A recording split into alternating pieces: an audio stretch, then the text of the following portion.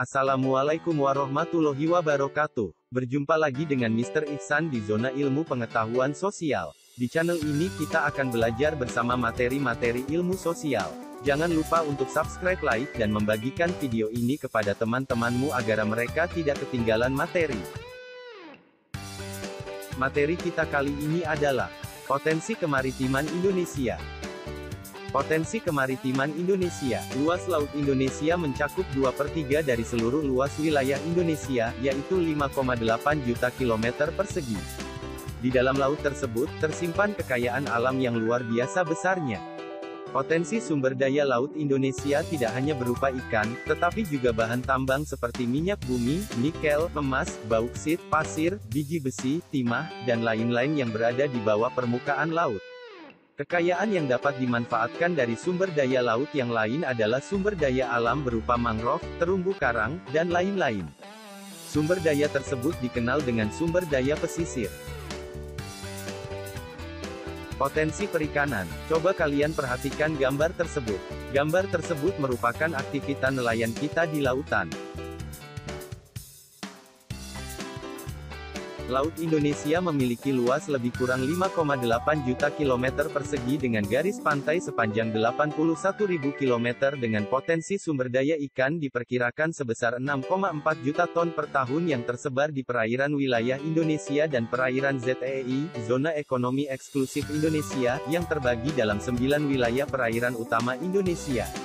Di samping itu terdapat potensi pengembangan untuk budidaya laut terdiri dari budidaya ikan, antara lain kakap, kerapu, dan gobia, budidaya moluska, kerang-kerangan, mutiara, dan teripang, dan budidaya rumput laut, dan bioteknologi kelautan untuk pengembangan industri bioteknologi kelautan seperti industri bahan baku untuk makanan, industri bahan pakan alami, benih ikan dan udang, industri bahan pangan. Hutan mangrove atau hutan bakau adalah tipe hutan yang berada di daerah pasang surut air laut. Saat air pasang, hutan mangrove digenangi oleh air laut, sedangkan pada saat air surut, hutan mangrove bebas dari genangan air laut. Umumnya hutan mangrove berkembang dengan baik pada pantai yang terlindung, muara sungai, atau laguna. Ada dua fungsi hutan mangrove sebagai potensi sumber daya laut di Indonesia, yaitu fungsi ekologis dan ekonomis. A. Fungsi ekologis. 1. Sebagai habitat tempat hidup binatang laut untuk berlindung, mencari makan, dan berkembang biak. 2. Untuk melindungi pantai dari abrasi air laut. B. Fungsi ekonomis. 1. Menghasilkan bahan kayu bakar, bahan pembuat arang dan bahan pembuat kertas. 2. Hutan mangrove juga dihuni oleh beragam jenis fauna yang bernilai ekonomis, seperti udang dan jenis ikan lainnya. Persebaran hutan mangrove di Indonesia. Hutan mangrove di Indonesia tersebar di pesisir sebelah barat Pulau Sumatera, beberapa bagian ada di pantai utara Pulau Jawa, sepanjang pesisir Pulau Kalimantan, pesisir Pulau Sulawesi, pesisir sebelah selatan Papua, dan beberapa pulau kecil lainnya. Terumbu karang adalah terumbu, batuan sedimen kapur di laut, yang terbentuk dari kapur yang sebagian besar dihasilkan dari koral, binatang yang menghasilkan kapur untuk kerangka tubuhnya. Jika ribuan koral membentuk koloni, koral-koral tersebut akan membentuk karang. Sebagai negara kepulauan, Indonesia merupakan negara yang memiliki terumbu karang terluas di dunia. Luas terumbu karang Indonesia mencapai 284,3 ribu kilometer persegi atau setara dengan 18% dari terumbu karang yang ada di seluruh dunia. Keanekaragaman hayati terumbu karang sebagai potensi sumber daya laut di Indonesia juga yang tertinggi di dunia.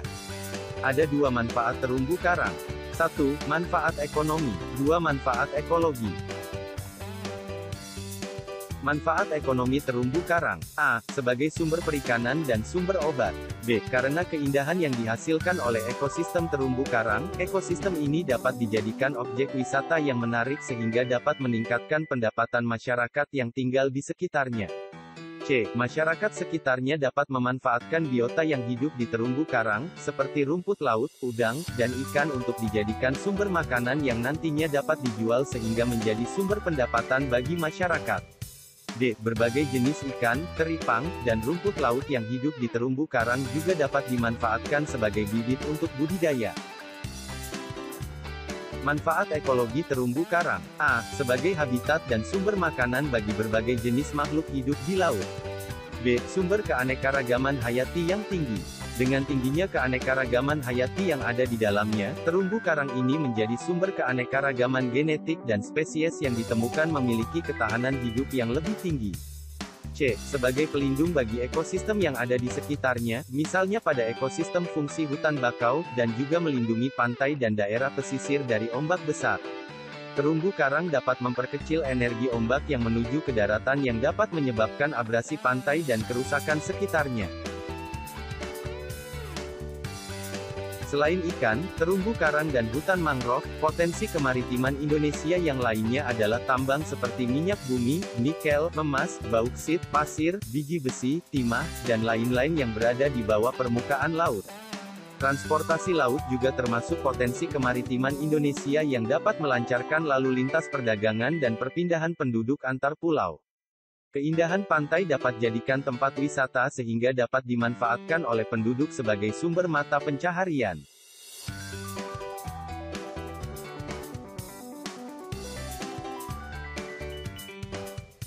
Wilayah laut Indonesia yang sangat luas tidak semua nih dapat dijaga oleh aparat keamanan sehingga beberapa wilayah laut rawan terjadinya pencurian ikan, illegal fishing, dan penyelundupan barang. Akibat pencurian ikan oleh kapal asing dan penyelundupan barang menjadikan Indonesia mengalami kerugian yang tidak sedikit.